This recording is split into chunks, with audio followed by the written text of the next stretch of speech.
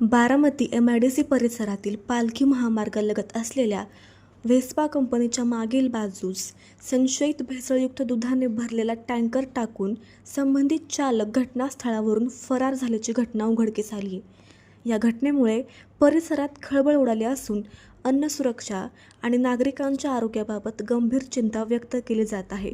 दरम्यान अन्न व औषध प्रशासनाकडून राज्यभरात भेसळयुक्त दूध आणि दुग्धजन्य पदार्थांविरोधात सुरू असलेल्या कारवाईच्या पार्श्वभूमीवर हा प्रकार उघडल्याने विविध चर्चांना उधाण आले आहे।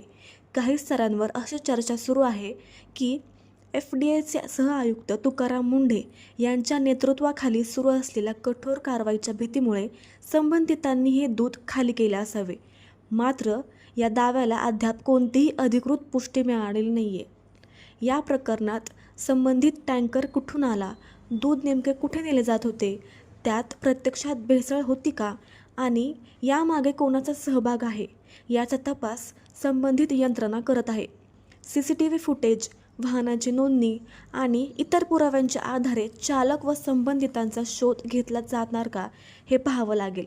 या घटनेमुळे नागरिकांमध्ये संतापाचे वातावरण असून दोषींवर कठोर कारवाई करण्याची मागणी होत आहे। अशाच नवनवीन बातम्या पाहण्यासाठी बारामती वार्तापत्र चॅनलला लाईक करा, शेअर करा, सबस्क्राईब करा आणि बेल आयकॉन प्रेस करा।